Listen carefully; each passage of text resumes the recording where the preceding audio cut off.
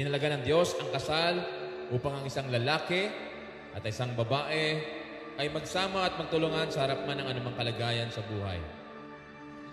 Okay, 3, 2, 1, bride, I see her. Kennedy, tanggapin mo ang singsing na ito na simbolo ng aking pagmamahal sa iyo. Weddings are the most profound events in our lives.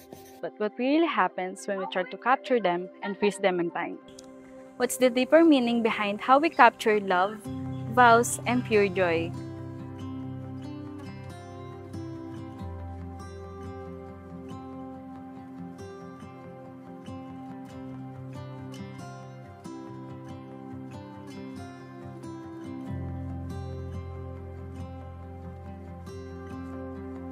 Photo and video coverage services are an absolute must-have and a can't-miss supplier when it comes to any celebration, especially weddings.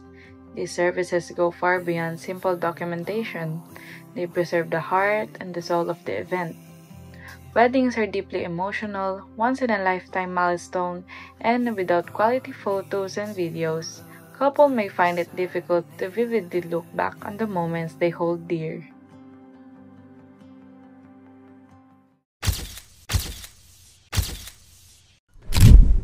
I declare before you all that my whole life, whether it be long or short, shall be devoted to your service and to the service of our great imperial family to which we all belong.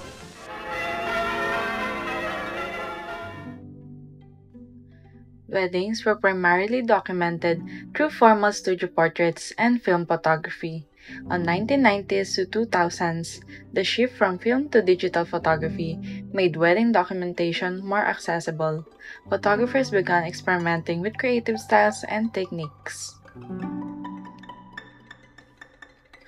2010s, wedding videography evolved into a cinematic art form, with filmmakers focusing on storytelling and high production values.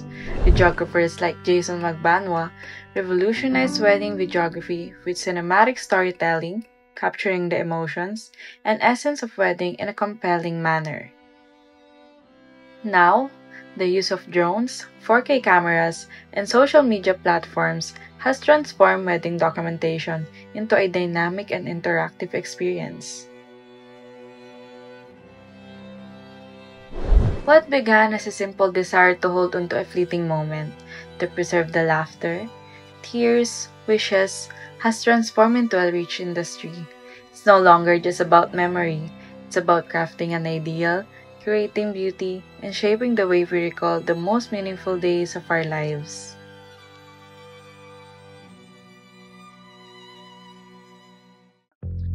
Hi, I'm Nel Bautista, Aaron Lord de la Cruz, the videographers ng Memoria. As mentioned, the wedding industry has undergone significant transformation driven by technological advancements, creative trends, and a new wave of couples desiring more than the traditional.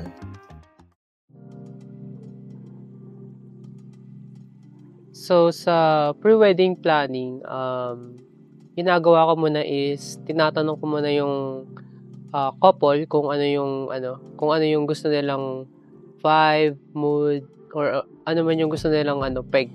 Kapag may prenup sila sa amin, doon pa lang inaalam na namin or ino-observe na namin kung ano yung mood ng couple, kung masaya ba sila, ganyan. Pero syempre, usually naman masaya sila kasi syempre papakasal sila, ganyan. Kumbaga yung prenup, na yun yun na yung pinaka-practice namin para sa mismong araw ng kasal nila. Yun yung time na nagbe-build kayo ng connection between sa couple and sa team. Mas magaan mag-shoot kapag komportable yung couple and yung team. And then kapag mismong araw ng wedding naman, ayun, dito na namin ginagawa yung dito rin kami, nagtatanong pa rin kami kahit mismong wedding na kung ano yung gusto nilang maging output para in the end of the day, masaya yung couple.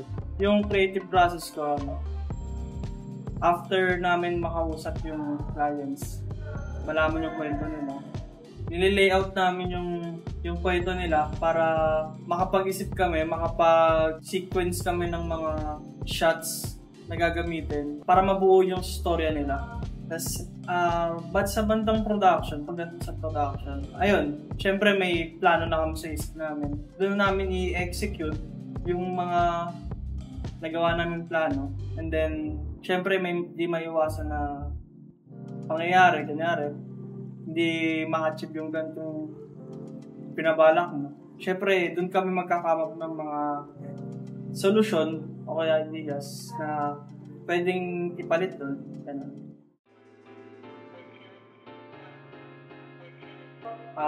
Una, nag-start siya sa hobby. Hobby lang ba? Parang, yun, natuwa ko. Then, sabi ko, pwede magkapera dito. Kaya, sumali ko sa memorya. Bawat capture kasi, bawat couples na fini-frame namin is iba-iba yung kwento. Iba-iba yung mga story nila. Which is, hinahangaan ko yung mga iba-iba nilang story. As a provider ng wedding photos and videos nila, nakakatuwa nakaka-fulfill sa amin na nabibigyan namin importansya yung kanilang storya as a couple. Okay, kaya nandito sa wedding industry, mas masaya mag-shoot. Kasi every couple na nakikilala mo, lahat sila may kanya-kanyang kwento, kung saan sila nagsimula, ganyan.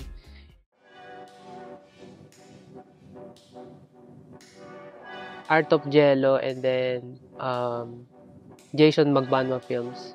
Gustong-gusto ko yung gawa nila na kung paano nila ikwento yung wedding ng isang couple.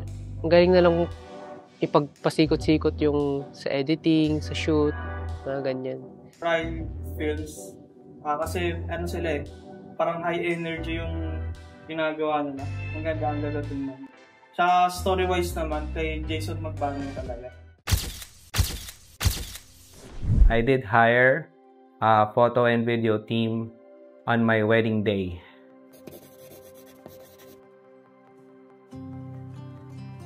Because so they can document my wedding event. How does it feel when I look back on my wedding photos? It feels great and surreal because I get to live on the day, on our special day. It brings back happy memories because we just love looking at our wedding photos once in a while to remind us how we made it and how we loved each other. So I'm really satisfied with the output that was given to me by my photo and video team. It's like a time machine. It turns back the time. It's like you were there again on that special moment. These photographs and films are more than just representations. They are the echoes of a lovely moment, capturing the essence of love and commitment so it may endure beyond the boundaries of time.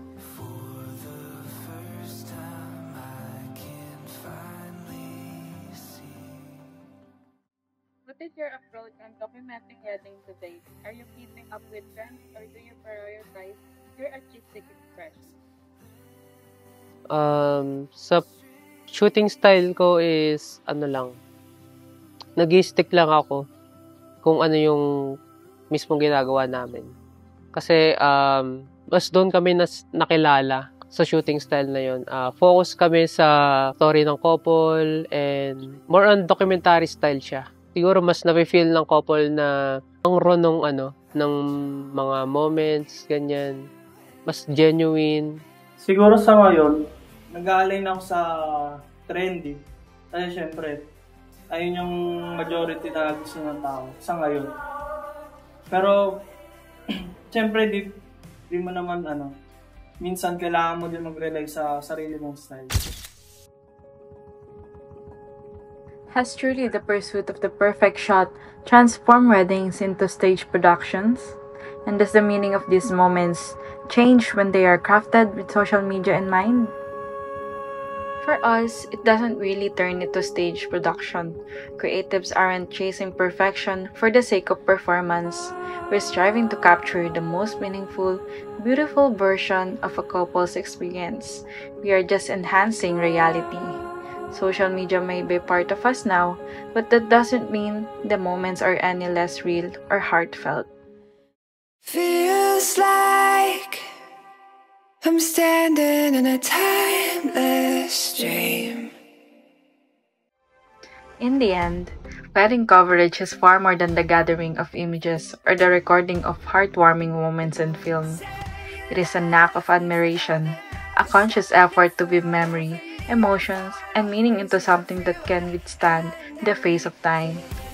Through each frame and each captured glances, wedding coverage seeks to preserve not just the outward celebration, but the invisible essence of the love itself, its vulnerability, its hope, its profound humanity.